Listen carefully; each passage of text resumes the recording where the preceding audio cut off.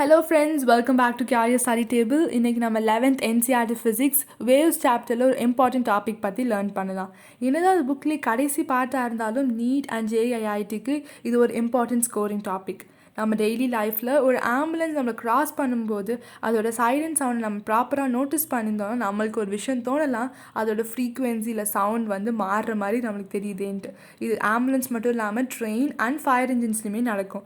ஒரு ட்ரெயின் தூரத்துலேருந்து நம்மளை நோக்கி வந்து நம்மளை க்ராஸ் பண்ணும்போது அதோட ஹார்னோட சவுண்ட் இன்க்ரீஸ் ஆகிற மாதிரியும், ஒரு ஃபயர் இன்ஜின் நம்மளை க்ராஸ் பண்ணி முன்னாடி போகும்போது அதோட சைரன் சவுண்ட் டிக்ரீஸ் ஆகிற மாதிரியும். பட் ஆக்சுவலாக அந்த ரெண்டுத்தோட சவுண்ட் சேமாக தானே இருக்கணும், பின்னே நம்மளுக்கு மட்டும் இப்படி தோணுது நம்ம யோசிச்சிருப்போமா? இதை ஃபர்ஸ்ட் அப்சர்வ் பண்ணது ஜொஹான் கிறிஸ்டியன் டாப்லருங்கிற ஆஸ்ட்ரியன் ஃபிசிஸ்ட். இது அவங்க 1842 ஃபர்ஸ்ட் ப்ரப்போஸ் பண்ணியிருக்காங்க. அதனால இந்த எஃபெக்ட் பேர் டாப்லர் எஃபெக்ட். இதுக்கப்புறம் ஹோலாண்டை சேர்ந்த பைஸ் பேலட்டுங்கிற சயின்டிஸ்ட் இதை 1845 எக்ஸ்பெரிமெண்டலாக டெஸ்ட் பண்ணி சொல்லியிருக்காங்க. நம்ம கேட்குற ஃப்ரீக்வென்சி மாறுபடுது ஆக்சுவல் ஃப்ரீக்வென்சியை விடன்ட்டு. இப்படி நம்ம எவ்ரிடே லைஃப்பில் பார்க்கக்கூடிய டாப்லர் எஃபெக்டோட சயின்டிஃபிக் ரீசன்ஸையும் அதோட எக்ஸாம் பாயிண்ட் ஆஃப் வியூவில் தெரிஞ்சுக்க வேண்டிய விஷயத்தையும் இந்த வீடியோவில் நம்ம பார்க்கலாம். Come on friends, start. Sound produce பண்ணுற ஒரு வண்டி தூரத்துலேருந்து நம்மளை தாண்டி போகும்போது அது ப்ரொடியூஸ் பண்ணுற சவுண்ட் மாறுபடுற மாதிரி தெரியறதுக்கான காரணம் டாப்லர் எஃபெக்ட்னு பார்த்தோம். அதுலேயுமே அந்த சவுண்ட் இன்க்ரீஸ் ஆகுதா டிக்ரீஸ் ஆகுதாங்கிறது சவுண்ட் ப்ரொடியூஸ் பண்ணுற அந்த வெஹிக்கிளோட மோஷனை பொறுத்து இருக்கு. இதன்படி நம்ம என்ன சொல்ல வரோம்னா, ஒரு சவுண்ட் ப்ரொடியூஸ் பண்ணுற வெஹிக்கிள் தூரத்துலேருந்து நம்ம கிட்ட வரும்போது அது ப்ரொடியூஸ் பண்ணுற சவுண்ட் நம்மளுக்கு இன்க்ரீஸ் ஆகிற மாதிரி தோணும். அதுவே நம்மளை தாண்டி அது தூரமாக போகும்போது அது டிக்ரீஸ் ஆகிற மாதிரி இருக்கும். ஸோ சவுண்ட் வந்து இன்க்ரீஸ் ஆகுதா இல்லை டிக்ரீஸ் ஆகுதாங்கிறது வந்து அந்த மோஷனை பொறுத்தும், அந்த வெஹிக்கிள் எப்படி இயங்குது, தூரமாக போகுதா கிட்ட வருதா அதை பொறுத்தும் டிபெண்ட் ஆகும். ஸோ சயின்டிஃபிக்காக இதை எப்படி டிஃபைன் பண்ணலான்னா, the Doppler effect is the change in frequency observed by an observer due to relative motion between source and observer. So இதை 3 பங்கா பிரித்து பார்த்தா, first change in frequency. So நம்மளுக்கு அது வார்த்தை போக்கில் சவுண்ட் மாறுது, இன்க்ரீஸ் ஆகுது டிக்ரீஸ் ஆகுதுன்னு சொன்னாலும் ஆக்சுவலாக சவுண்டோட கேரக்டரிஸ்டிக்கான ஃப்ரீக்வென்சி மட்டும்தான் மாறுது டாப்லர் எஃபெக்டில். ஸோ இங்கே நம்மளுக்கு மாறுறதா தெரிகிறது சவுண்டோட frequency observed by an observer. இதில் ஸோ டாப்லர் எஃபெக்டில் 2 ஆப்ஜெக்ட் சொல்லுவாங்க, ஒன்று சோர்ஸ் இன்னொன்று அப்சர்வர். சோர்ஸுங்கிறது யார் சவுண்டை ப்ரொடியூஸ் பண்ணுறாலோ அந்த ஆப்ஜெக்ட் பேர் சோர்ஸ். நம்ம எடுத்துக்கிட்ட கேஸில் அந்த சவுண்ட் ப்ரொடியூஸ் பண்ணுற வெஹிக்கிள், அந்த வண்டி தான் சோர்ஸ்ன்னு சொல்லுவோம். அடுத்தது அப்சர்வர். இந்த அப்சர்வருங்கிறது அந்த ப்ரொடியூஸ் பண்ண சவுண்டை யார் அப்சர்வ் பண்ணுறா, யார் உள்வாங்குறாலோ அவங்கள அப்சர்வர்னு சொல்கிறோம். ஸோ இந்த கேஸில் நம்ம தான் அப்சர்வராக இருக்கும். ஸோ ஃப்ரீக்வென்சி சேஞ்ச் ஆகிறத நம்ம அப்சர்வ் பண்ணுறோம். எப்போ ரிலேட்டிவ் மோஷன் இருக்கணும் சோர்ஸுக்கும் அப்சர்வருக்கும் நடுவில். இந்த ரிலேட்டிவ் மோஷன் நம்ம என்ன சொல்ல வரோம்னா, சோர்ஸ்லேருந்து பார்க்கும்போது அட்லீஸ்ட் அப்சர்வர் நவரணும், இல்லாட்டி அப்சர்வர் பார்க்கும்போது சோர்ஸ் நவர மாதிரி இருக்கணும். இந்த மாதிரி 2 பேர் நடுவில் ஒரு மாதிரி டைப் ஆஃப் மூவ்மெண்ட், ஒரு டைப் ஆஃப் இயக்கம் இருந்தால் தான் அப்போ வந்து ரிலேட்டிவ் மோஷன் சொல்லுவோம். ஸோ அந்த மாதிரி ஒரு ரிலேட்டிவ் மோஷன் இருக்கும்போது தான் அந்த டாப்லர் எஃபெக்ட் ஆகுது. ஸோ நம்ம கேஸில் நம்ம நின்றுட்டு இருக்கோம், பட் சோர்ஸ் நம்மளை விட்டு நவருது. ஸோ நம்ம தெரியுது சோர்ஸ் வந்து நகர்ந்துட்டு இருக்குன்ட்டு, அதை நம்ம ரிலேட்டிவ் மோஷன் இங்கே சொல்கிறோம். ஸோ டாப்லர் எஃபெக்ட்ல 3 டைப் ஆஃப் டேர்ம்ஸ் நம்ம யூஸ் பண்ணோம். சேஞ்ச் இன் ஃப்ரீக்வென்சியா இருக்கணும், ரிலேட்டிவ் மோஷன் இருக்கணும், சவுண்ட் ப்ரொடியூஸ் பண்ணுறது சோர்ஸ், அதை அப்சர்வ் பண்ணுறது அப்சர்வர். இது 3யும் போட்டிங்கன்னா டெஃபினேஷன் கண்டிப்பாக ப்ராப்பராக வந்துடும். இதுக்கப்புறம் இன்னொரு விஷயம் ஞாபகம் வச்சுக்க வேண்டியது, டாப்லர் எஃபெக்ட்டுங்கிறது ஒரு வேவ் ஃபினாமினன்.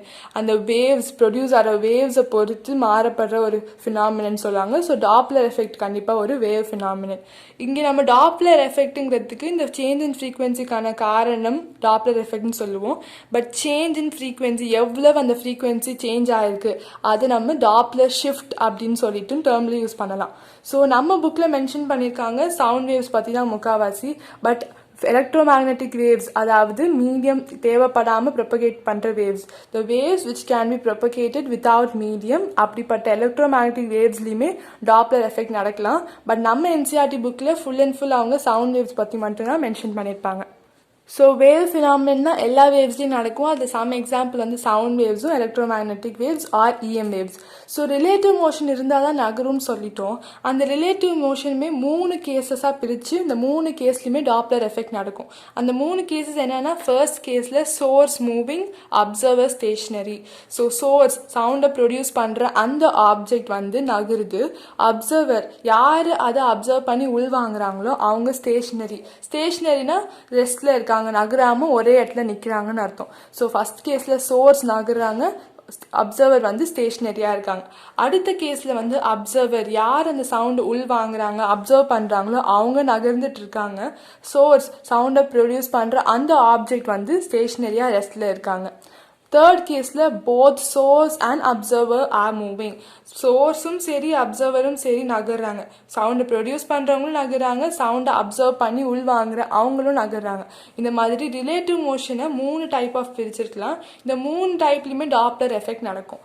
இதில் நம்ம கேஸ் 1 and 2 கவனிச்சா தெரியும், நம்மளுக்கு ஒரு ஆப்ஜெக்ட் மூவிங்காகவும் இன்னொரு ஆப்ஜெக்ட் ஸ்டேஷனரியாகவும் இருக்குது. நம்ம இப்போ இந்த தோணலாம் ஏன் இது ரெண்டுத்தையும் டிஃப்ரெண்ட் கேஸ் தான் எடுத்திருக்கோன்னு. அதுக்கு ஒரு எக்ஸ்ப்ளனேஷன் நம்ம என்சிஆர்டி புக்கில் கொடுத்துருப்பாங்க. ஏன்னா ஃபர்ஸ்ட் சிச்சுவேஷன்ட்டு there is absence of relative motion between observer and the medium. அதாவது சவுண்ட் ப்ரொபகேட் ஆகிற அந்த மீடியமுக்கும் அப்சர்வருக்கும் நடுவில் எந்த டைப் ஆஃப் ரிலேட்டிவ் மோஷனுமே இல்லை. ஆனால் செகண்ட் கேஸில் there is presence of relative motion between observer and the medium.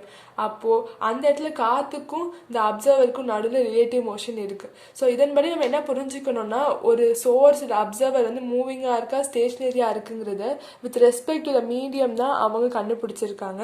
நம்ம கேஸில் அது ஏர், காற்று.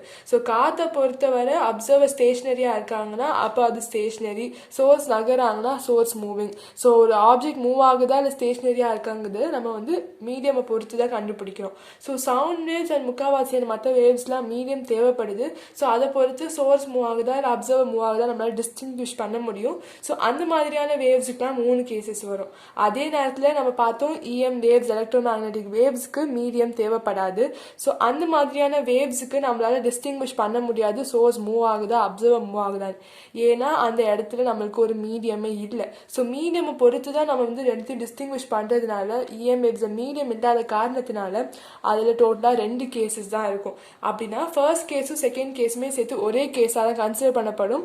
அது ரெண்டுத்துக்குமே டாப்ளர் ஷிஃப்ட், டாப்ளர் எஃபெக்ட் ரெண்டுமே வந்து சேமாக தான் இருக்கும். ஸோ அப்சர்வர் மூவ் ஆகுறாங்களா இல்லை சோர்ஸ் மூவ் ஆகுறாங்களாங்கிறது இஎம் வேவ்ஸில் வந்து கன்சிடர் பண்ண தேவையில்லை. அதில் 2 கேஸ் மட்டும்தான் இருக்கும். இதை நம்ம என்சிஆர்டி புக்கில் கொடுத்துருக்கனால தெரிஞ்சுக்கிறது நல்லது. இந்த 3 டைப்லையும் என்ன மாதிரியாக அந்த ஃப்ரீக்வன்சி மாறுங்கிறத பார்க்கலாம் வாங்க. எல்லா கேஸ்க்கான ஃபார்முலாஸ் பார்க்குறதுக்கு முன்னாடி என்னென்ன வேரியபிள்ஸ் இன்வால்வ் ஆகிருக்குங்கிறத ஃபர்ஸ்ட் ஃபெமிலரைஸ் பண்ணிக்கலாம். ஸோ மொதல் வேரியபிள் வி, அது வந்து வெலாசிட்டி ஆஃப் த சவுண்ட் வேவ்னு குறிக்கும். ஸோ ஒரு சவுண்ட் வேவ் ஒரு மீடியமில் ட்ராவல் ஆகும்போது, ப்ரொபகேட் ஆகும்போது என்ன ஸ்பீடில் அது ட்ராவல் ஆகுது அப்படிங்கிறது தான் velocity of the sound wave. So அது மீடியத்தை மட்டும் தான் டிபெண்ட் ஆகும். ஏரா, வாட்டரா, அந்த மீடியத்தை பொறுத்து மட்டும் ஸ்பீட் மாறும். மற்ற எந்த ஃபேக்டர்ஸுமே வந்து வெலாசிட்டியை மாற்றாது அவ்வளோவா. ஸோ அடுத்தது விஎஸ், அது வந்து வெலாசிட்டி ஆஃப் த சோர்ஸ்.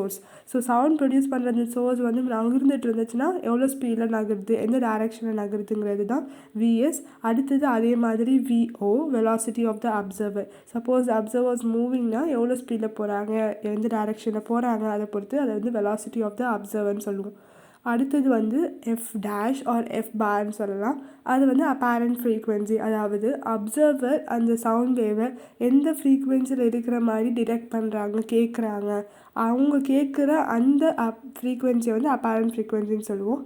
அதே மாதிரி ஆக்சுவலாக இருக்க வேண்டிய ஃப்ரீக்வன்சி ஆக்சுவல் ஃப்ரீக்வன்சின்னு சொல்லுவோம். அதை வந்து எஃப் அப்படின்னு சொல்லிட்டு ரெப்ரசன்ட் பண்ணுவோம். இனிமேல் ஃபார்முலாஸ் என்னென்னு பார்க்கலாம். நம்ம இப்போ அப்பேரண்ட் ஃப்ரீக்வன்சியோட ஃபார்முலாஸ் எல்லா கேசஸ்க்கும் பார்க்க ஆரம்பிக்கலாம். ஸோ நம்ம பார்த்த மாதிரி ஃபர்ஸ்ட் கேஸ் வந்து source moving, observer stationary, source நகர்றாங்க, அப்சர்வர் ஸ்டேஷ்னரி ரெஸ்ட்டில் இருக்காங்க. இதுக்கடியில் 2 சப் கேசஸ் வரலாம். அந்த ஃபர்ஸ்ட் கேஸ் வந்து source moving away from the stationary observer, ரெஸ்ட்டில் இருக்கிற அப்சர்வர்டன்ஸ் தூரமாக சவுண்ட் ப்ரொடியூஸ் பண்ணுற சோர்ஸ் போகிறாங்க. ஸோ மூவிங் ஆவேனா அப்சர்வை விட்டு தூரமாக போகிறது. நெக்ஸ்ட் வந்து source moving towards stationary observer, ரெஸ்ட்டில் இருக்கிற அப்சர்வர் கிட்ட சவுண்ட் ப்ரொடியூஸ் பண்ணுற சோர்ஸ் வராங்க. ஸோ மூவிங் டுவர்ட்ஸ் அப்சர்வர் கிட்ட நகர்ந்து வந்துட்டு இருக்காங்க. ஸோ எப்போவுமே நம்ம ஃபார்முலா கண்டுபிடிக்கிறதுக்கு முன்னாடி ஒரு டயக்ராம் போடுறது நல்லது. ஸோ டயக்ராம் போடுறதுக்கு நான் சஜஸ்ட் பண்ணுவேன், எப்போவுமே அப்சர்வரோட பாயிண்ட்டை வந்து உங்களோட லெஃப்ட் ஹேண்ட் சைடில் ஃபர்ஸ்ட் வந்து அப்சர்வர் போட்டுட்டு நெக்ஸ்ட் வந்து சோர்ஸ் போடுறது பெட்டர். இது ஏன்னா நம்ம அப்புறமா வந்து ஒரு ட்ரிக் பார்ப்போம். ஆக்சுவலாக ஃபார்முலாவை ஈஸியாக கெஸ் பண்ணுறதுக்கு. அந்த நேரத்தில் இந்த மாதிரி போடுறது உங்களுக்கு ரொம்பவே ஹெல்ப்ஃபுல்லாக இருக்கும். ஸோ எப்போவுமே ஒரு ஹேபிட்டாக வச்சுக்கோங்க, இந்த மாதிரி சம்ஸில் அப்சர்வர் பாயிண்ட்டை ஃபஸ்ட் லெஃப்ட் ஹேண்ட் சைடில் போட்டு சோர்ஸ் பாயிண்ட்டை ரைட் ஹேண்ட் சைடில் போடுறதுக்கு. ஸோ ஃபர்ஸ்ட் சப் கேஸில் வந்து source moving away from a stationary observer. So stationary observer விட்டு தூரமாக போகிறாங்க. ஸோ அப்சர்வர் இருக்கிறதுக்கு ஆப்போசிட் சைடில் டைரக்ஷன் ஆஃப் ஏரோ இருக்கணும். ஸோ விஎஸ் வந்து velocity of the source. Observer கிட்ட சோர்ஸ் ப்ரொடியூஸ் பண்ணுற ஒரு சவுண்ட் வேவ் போகிறதுனால we have a curve line அதை ரெப்ரசென்ட் பண்ணுறதுக்காக. ஸோ திஸ் டயக்ராம் வந்து இந்த சப்கேஸ்க்கான டயக்ராமாக இருக்கும். ஸோ நம்மளுக்கு தெரியும் V is equals to lambda into F, velocity of sound is equals to frequency of sound into wavelength of sound. So அதை வச்சு lambda naught of sound wave is equals to V by F னு ஒரு formula வரும். Next, relative velocity of the sound wave reaching the observer is equals to V plus Vs. Vங்கிறது velocity of sound and Vsங்கிறது velocity of the source. இது நம்ம relative velocity concept வச்சு guess பண்ண முடியும். இப்போ coming to the apparent frequency formula, இது வந்து apparent frequencyங்கிறதுக்கு என்ன மீனிங்னா observer என்ன ஃப்ரீக்வன்சியில் அந்த சவுண்ட் வேவை ஹியர் பண்ணுறாங்க, அது ஆக்சுவல் ஃப்ரீக்வன்சியாக இருக்கணும் இல்லை, அப்பேரண்ட்டாக அப்சர்வருக்கு அது எப்படி கேட்குது அப்படிங்கிறது தான். So apparent frequency is equals to actual frequency of the sound wave into V by V plus Vs. So இந்த V by Vs வந்து V ரிலேட்டிவ்லேருந்து வந்திருக்கு. ஸோ V plus Vs வந்து V ரிலேட்டிவ் ஓடுது. ஸோ Vங்கிறது velocity of sound and Vs is the velocity of source. So இதுதான் வந்து apparent frequencyயோட formula when source moving away from the stationary observer, stationary observer விட்டு தூரமாக போகும்போது. ஸோ அடுத்த சப்கேஸ் வந்து source moving towards the stationary observerங்கும் போது அப்சர்வர் எந்த டைரக்ஷனில் இருக்காங்களோ அதே டைரக்ஷனுக்கு ஆரோ போடணும்.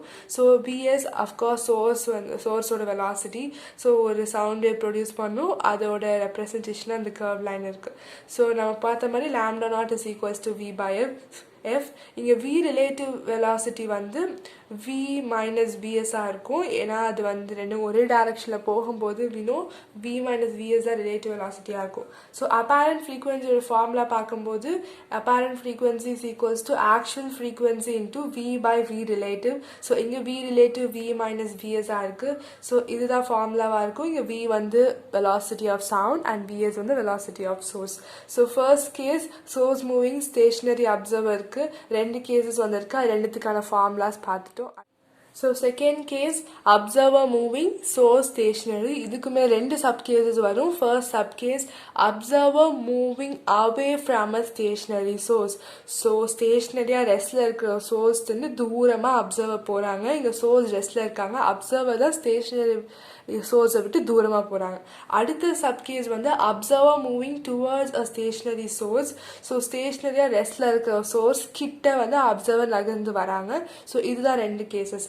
டயக்ராம் அதே மாதிரி சிமிலர் தான். ஒரு சவுண்ட் வேவ் சோர்ஸ்லேருந்து கிட்ட வர அப்சர்வர் லெஃப்ட் ஹேண்ட் சைடில் இருக்காங்க, சோர்ஸ் வந்து ரைட் ஹேண்ட் சைடில் இருக்காங்க. ஆனால் இங்கே ஸ்டேஷ்னரி சோர்ஸுங்கிறனால சோர்ஸ்க்கு வெலாசிட்டி தேவைப்படாது, அப்சர்வருக்கு தான் வெலாசிட்டி. ஸோ இங்கே V நாட்டுங்கிறது வெலாசிட்டி ஆஃப் த அப்சர்வர். இங்கே moving away from a stationary சோர்ஸுங்கும் போது சோர்ஸை விட்டு தூரமாக அப்சர்வர் போகிறாங்க. ஸோ ஆப்போசிட் டைரக்ஷனில் ஆரோ மார்க் இருக்கணும். ஸோ இப்படி தான் அதோட ரெப்ரசன்டேஷன் இருக்கும். நம்ம பார்த்த மாதிரி lambda naught is equals to V by F. அப்புறம் V ரிலேட்டிவ் கெஸ் பண்ணால் it would be V minus V naught. ஏன்னா சவுண்டும் சரி அப்சர்வரும் சரி ஒரே டைரக்ஷனில் ட்ராவல் ஆகும்போது relative velocity V minus V நாட்டாக இருக்கும். ஸோ இதுக்கான ஃபார்முலா கண்டுபிடிக்கிறதுக்கு F டேஷ், அதாவது apparent frequency of sound, observer எந்த ஃப்ரீக்வன்சியில் சவுண்டை கேட்குறாங்களோ அந்த frequency is equals to V relative by lambda naught. நம்ம பார்த்த மாதிரி V relative is equals to V minus V naught. Vங்கிறது velocity of sound and V naught வந்து velocity of the observer. So V minus V naught by lambda naught வந்து V by F, velocity of sound by frequency of sound. So V by F ங்கும் போது F மேலே போயிடும். So F into V minus V naught by V தான் வந்து apparent frequency ஓட ஃபார்முலாவாக இருக்கும் when observer moving away from the stationary source. So அடுத்தது observer moving towards a stationary source. So source கிட்ட observer move பண்ணுறதுனால arrow mark source நோக்கி இருக்கணும். So இதுதான் இதுதான் அதோட டயக்ராம். மற்றபடி எல்லாமே சேமாக இருக்கும். நம்ம பார்த்த மாதிரி lambda naught is equals to v by f. இப்போ ரிலேட்டிவ் வெலாசிட்டின்னு வரும்போது சவுண்ட் ஒரு டைரக்ஷனில் போனால் அப்சர்வர் அதோட ஆப்போசிட் டைரக்ஷனில் நகர்றாங்க. So relative velocity v + v நாட்டாக இருக்கும். இங்கே v ரிலேட்டிவ்ங்கிறது relative velocity of the sound reaching the observer. So apparent frequency f dash is equals to v relative by lambda naught. So v relative v plus v naught, vங்கிறது velocity of sound and v naught velocity of the observer. So f dash is equals to v plus v naught by lambda naught வந்து v by f. So v by f போட்டா f மேலே போயிடும். So totally apparent frequency is equals to actual frequency into v plus v naught by v. So இதுதான் apparent frequency ஓட formula when observer is moving towards a stationary source. உங்களுக்கு formula ஓட difference கண்டுபிடிக்க முடியுதுன்னு I guess. So நம்மளோட கடைசி case both source and observer are moving. So first ரெண்டு கேஸில் பண்ண மாதிரி சிம்பிளிஃபைடாக நம்மளால் ஃபார்முலாவை வந்து டிரைவ் பண்ண முடியாது. ஸோ இதுக்கு நம்ம ட்ரிக் வச்சுருந்தோம்ல, அது என்னன்னு பார்த்துட்டு அது மூலியமாக எப்படி ஃபார்முலாஸ் கெஸ் பண்ணலான்னு சொல்லிட்டு இந்த கேஸ்க்கு பார்க்கலாம். ஸோ அதுக்கு முன்னாடி ஒரு ஜென்ரலைஸ்ட் ஃபார்முலா அப்பேரண்ட் ஃப்ரீக்வன்சிக்கு என்னன்னா F dash is equals to F into V plus R minus V not by V plus R minus VS. இதில் எஃப் டேஷ் வந்து அப்பேரண்ட் ஃப்ரீக்வன்சி, எஃப் வந்து actual frequency, v velocity of the sound wave, v naught velocity of the observer, v is வந்து velocity of the source. So இது third கேஸ்க்கு மட்டும் இல்லாமல் மூணு கேஸ்க்குமே இது follow ஆகும். அது மட்டும் இல்லாமல் இதில் நம்ம ஞாபகம் வச்சுக்க வேண்டிய விஷயம் v plus or minus v naught. இந்த v naught டேர்ம், அதாவது அப்சர்வரோட வெலாசிட்டி டேர்ம் எப்போவுமே நியூமரேட்டரில் இருக்கணும், சோர்ஸோட வெலாசிட்டி டேர்ம் எப்போவுமே டினாமினேட்டரில் இருக்கணும். இதை நீங்கள் கன்ஃபியூஸ் பண்ணிடாதீங்க. ஸோ இது ப்ளஸ் ஆர் மைனஸ் சைன் எப்படி கண்டுபிடிக்கிறதுங்கிறத நம்ம ஆக்சுவலாக ட்ரிக்கை வச்சு கண்டுபிடிக்க போகிறோம். ஸோ இங்கே ப்ளஸ் ஆர் மைனஸாக டிட்டர்மைன் பண்ண போகிறது நம்ம போட்டிருக்கோம் அந்த வெலாசிட்டியோட ஆரோ மார்க்ஸ், அதுதான். ஸோ ஒரு கார்டீசியன் பிளேனில் பார்த்தோன்னா ஒய் ஆக்சிஸ்க்கு ரைட் சைடில் இருக்கிற எல்லாத்தையுமே பாசிட்டிவ் வேல்யூவாகவும் லெஃப்ட் சைடில் இருக்கிற எல்லாத்தையுமே நெகட்டிவ் வேல்யூவாகவும் எடுத்துப்போம். ஸோ அதே லாஜிக்கை நம்ம இங்கே அப்ளை பண்ண போகிறோம். ஸோ ஒரு ஆரோ மார்க் ரைட் சைடில் பாயிண்ட் ஆனிச்சுன்னா அப்போ அந்த வெலாசிட்டிக்கு முன்னாடி இருக்க சைனை பாசிட்டிவ்னு போடணும். அதுவே லெஃப்ட் சைடில் அது பாயிண்ட் ஆனிச்சுன்னா அதுக்கு முன்னாடி இருக்கிறது நெகட்டிவ்னு போடணும். இது எப்படி அப்ளை பண்ணலாங்கிறது நம்ம வந்து ஒரு 2-3 எக்ஸாம்பிள் பார்த்தா உங்களுக்கு ஒரு ஐடியா வந்துடும். ஸோ ஃபர்ஸ்ட் கேஸில் பார்த்தோன்னா அப்சர்வர் லெஃப்ட் ஹேண்டில் போட்டோம், சோர்ஸ் ரைட் ஹேண்டில் போட்டோம். ஃபர்ஸ்ட் ஸ்டெப் முடிஞ்சிருச்சு. ரெண்டு பேருமே நம்ம ரைட் ஹேண்ட் சைடில் போட்டிருக்கோம். அதாவது ரெண்டு பேருமே ஒரே டைரக்ஷனில் போகிறாங்க, அதுவுமே ரைட் ஹேண்ட் சைடில் ஃபேஸ் பண்ணி போகிறாங்க. ஸோ வி நாட் வந்து velocity of the observer, VS வந்து வெலாசிட்டி ஆஃப் த சோர்ஸ். இது ரெண்டுமே டிஃப்ரெண்ட் வெலாசிட்டிஸாக தான் இருக்கும், ஆனால் ரெண்டு பேருமே சேம் டைரக்ஷனில் போகிறாங்க. So apparent frequency is equals to actual frequency into V. பார்த்தோ v நாட் வந்து ரைட் ஹேண்ட் சைடில் போகிறாங்க. ஸோ ரைட் ஹேண்ட் சைடில் போனால் பாசிட்டிவ், ஸோ ப்ளஸ் வரும். நெக்ஸ்ட் v நாட் தான் நியூமினேட்டரில் இருக்கணும், so v not. So denominator இருந்தால் v. இங்கே பார்த்தோம் vsவும் வந்து ரைட் ஹேண்ட் சைடில் தான் போகிறாங்க, ஸோ vsக்காக அதுவும் ப்ளஸ் தான், அப்புறமா vs. ஸோ இந்த கேஸில் ஃபார்முலா அப்பேரண்ட் ஃப்ரீக்வன்சிக்கு இப்படி தான் இருக்கும். ஸோ இதில் அப்சர்வரும் சோர்ஸுமே ரெண்டு பேருமே நகர்றாங்க, அது ஒரே டைரக்ஷனில் பட் டிஃப்ரெண்ட் ஸ்பீட்ஸாக இருக்கும். ஸோ அப்படி ரெண்டு பேருமே ரைட் ஹேண்ட் சைடில் நகர்ந்தாங்கன்னா பாசிட்டிவ் டைரக்ஷன் ப்ளஸ் போடணும். ஸோ நெக்ஸ்ட் கேஸில் பார்த்தீங்கன்னா அப்சர்வரும் சோர்ஸும் ஆப்போசிட் டைரக்ஷன் நியர்லி மோதிக்கிற மாதிரி போகிறாங்க. ஸோ அப்சர்வர் வந்து V not velocity of the observer, source வந்து vs velocity of the source. So இங்க apparent frequency f dash is equals to f into v. இங்க பார்த்தோம்னா v naught வந்து right hand sideல இருக்கு, so positive. So plus v naught தான் numeratorல, so v naught by v. இங்க vs velocity of the source வந்து left hand sideல source போயிட்டு இருக்காங்க, so left hand sideல நம்ம பார்த்தோம் it should be negative, so minus vs. So இதுதான் இந்த கேஸுக்கான apparent frequency ஓட ஃபார்முலா. ஸோ அடுத்த கேஸுக்கு ரெண்டு பேருமே ஒரே டைரக்ஷனில் போகிறாங்க லைக் த ஃபர்ஸ்ட் கேஸ். ஆனால் இந்த தடவை ரெண்டு பேருமே லெஃப்ட் ஹேண்ட் சைடில் போகிறாங்க. ஸோ ரெண்டு பேரோட வேல்யூவும் நெகட்டிவில் இருக்கணும். So formula F dash is equals to F into V minus V not by V minus VS. ஏன்னா மைனஸ் மைனஸ் போட்டிருக்கிறதுக்கு காரணம் ரெண்டு பேருமே லெஃப்ட் ஹேண்ட் சைடில் நெகட்டிவில் போகிறாங்க. ஸோ ரெண்டு பேருமே ஸ்பீட்ஸ் ஆனால் டிஃப்ரெண்ட்டாக இருக்கும்னு ஞாபகம் வச்சுக்கோங்க. இந்த கேஸில் ரெண்டு பேருமே சந்திச்சுட்டு விலகி விலகி போகிறாங்க அப்படிங்கிற மாதிரி. So V not VS, V not வந்து லெஃப்ட் ஹேண்ட் சைடில் so negative, v is right hand side positive. So f dash is equals to f into v minus v naught by v plus vs. So minus இங்க negative left hand side போறதுனால right hand side போறதுனால இங்க positive. So இந்த கேஸ்க்கு இதுதான் formula. So இப்போ இந்த 4 கேஸ்க்குமே okay, எல்லா டேர்ம்ஸுமே வந்துடுச்சு. பட் நான் சொன்னேன் இது வந்து ஃபர்ஸ்ட் 2 கேஸுக்குமே யூஸ் பண்ணலான்னு. ஆனால் நம்ம 2 டேர்ம்ஸுமே யூஸ் பண்ண மாதிரி பார்க்கலையே, ஏன்னு கேட்கலாம். ஸோ அதுக்கான எக்ஸ்ப்ளனேஷன் பார்த்துடலாம். முதல்ல இந்த கேஸில் இந்த சப்கேஸ் பார்த்தீங்கன்னா நம்ம பார்த்தோம் அப்சர்வர் ஸ்டேஷ்னரியாக இருக்காங்க, சோர்ஸ் மட்டும்தான் ரைட் ஹேண்ட் சைடில் மூவ் ஆகுறாங்க.